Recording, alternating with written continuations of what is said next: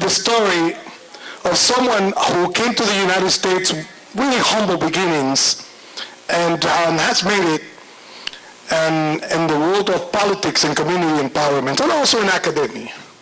And he became the first Dominican-born who was elected, has been elected in the United States of America, where he was elected at the beginning of the 1990s in New York City as a city council member.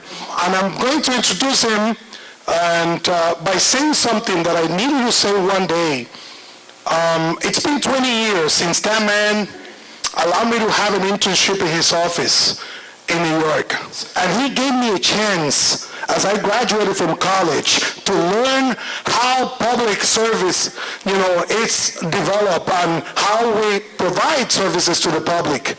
And he took me to meetings and introduced me to people. And I saw him making decisions. And one, I saw him crying for a decision that he made about an initiative in the community. And after that, I also asked him for advice in terms of my career, about public service and public administration, whether we had a future. He gave me the right advice, and I kept going. And I got a bachelor's, I got a master's, and enrolled in a PhD program in political science. I'm just saying this for you to know, to illustrate the importance of an internship, because we have so many students here. You have to intern and try to find an opportunity anywhere you can to learn about how things work, and primarily if it is about the business of government, do it. So let me introduce to you the Assemblyman for the state of New York representing Northern Manhattan, the Honorable Guillermo Linares, who's running for Congress, for the Congress of the United States of America, to tell us about his life. Let's do it for Guillermo.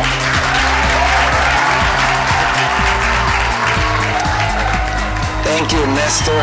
In all honesty, I want to say thank you, Nestor, for extending the invitation. Maria Teresa, I've crossed the bridge many years to help the work that you and the team have been doing for so many years to really put Dominicans and Latinos on the map in New Jersey, and I think it's commendable. And that goes also to all of the board of directors that have worked with you over the years. And one of the things that for me is most exciting is not only to follow the wonderful speech of our youth, but also to see so many of you here. So I want to congratulate the conference for having all of you here. The one thing that I would say, and I had a few opportunities to say it, I said it to President Bill Clinton when he invited me 2 days to join him to visit schools in the Midwest in Air Force One, and I had an opportunity to speak with him one-to-one. But I have said it to young people, and I'm going to repeat it here once again, over and over and over. As I've done it not just with Dominicans, Dominicanos, and Latinos, but people of all ethnicity and background. You could never project where you want to go with your life unless you know your roots, where you're coming from. And you are clear about your own heritage and the history of struggle that your family and the group that you are part of has gone through to bring you to where you find yourself. If you do not have a grasp of that, then you are virtually going to be lost moving forward. And I only highlight this because I grew up in a farm in the Dominican Republic. I'm the oldest of 9 children. And I've only known of having to work very hard to help my family, but also having to go to school, because when you're the oldest, you have to be the example. So everything that I've done from that farm which laid the foundation of how I looked at the world and how my grandfather, my grandmother, or my grandparents, and my parents instilled in me on how to approach life and everything. And that laid the foundation for when I landed here. I think the most difficult and challenging moment for me was landing straight from a farm in the Bronx, to live in the Bronx, when I arrived in Kennedy in 1966, because I didn't know the language. I had never been in a large city ever in my life, but I had a job in a bodega waiting for me, that my parents were able, my mother got that job for me waiting, who had been living here undocumented.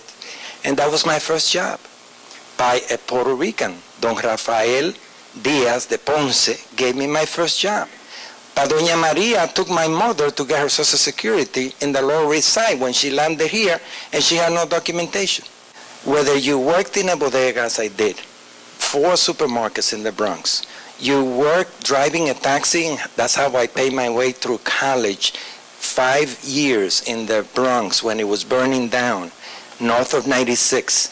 Whether you do all that, and when I went to college, because I had to go, because my mother said, you have to go, I didn't know what I was going to be, I decided to learn a little bit about Dominican history, Latin American history, U.S. history.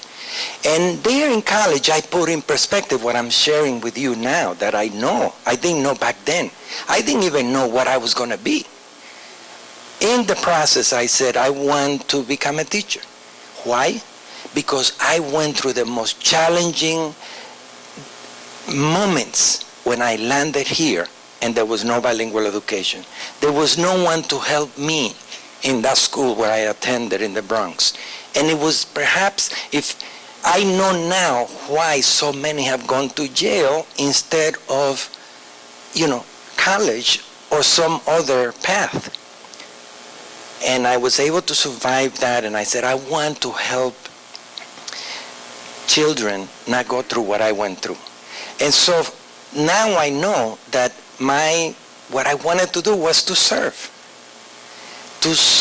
others, because somehow I learned that,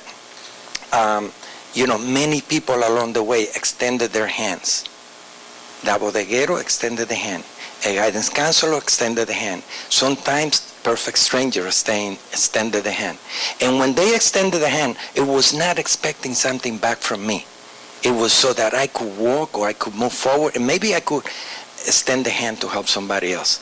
That is the most powerful thing that we have, each of us, whether we are teachers, lawyers, entrepreneurs, business people, successful.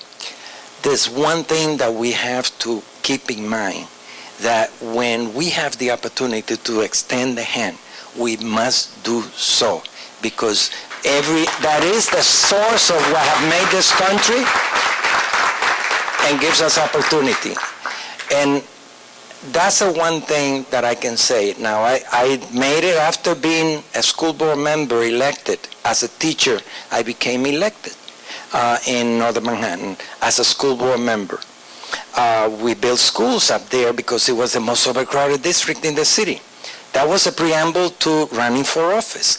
I got elected as the first Dominican to be in office in the United States, but the majority who voted in that election were not Dominican. But they have seen that I have been working to help schools. And my job when I got elected as a Dominican, as a Latino in Northern Manhattan, was to show all the other groups that I, as a Dominican, proud as I was, and as a Latino, could represent all the other groups just as well. And I passed the test. So from there, I went to finish my doctorate at Columbia University. Yes, I am Dr. Guillermo Linares, graduated from Columbia University. I was invited to represent as an immigrant 3 million immigrant New Yorkers for 5 years, the language access policy in the city of New York that is now for the state and many other places in this country. I helped craft the language policy so that 2 million immigrant New Yorkers that don't speak English well are served by agencies speaking their language. That's a policy that I crafted when I was commissioner. And today, I am the representative of the same community in the State Assembly. And to conclude, I would say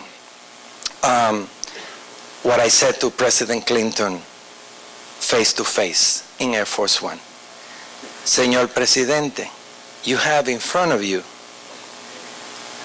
you're the president of your Commission on Education for Hispanics in the country as a guest. But the person that you have in front of you is a kid that grew up wearing no shoes in the farm where he was growing up. You had one pair of shoes that he used to walk to the edge of town and put on and then take it off when you leave town. And it's the oldest of 9 children, came here not knowing a word of English, and here he is as your guest, and you're playing in the United States. But I am most proud of where I come from, who I am, and what I represent. And that's what I say.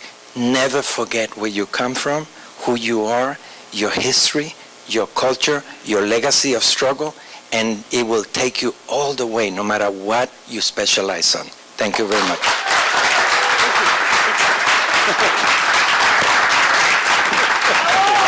Thank you.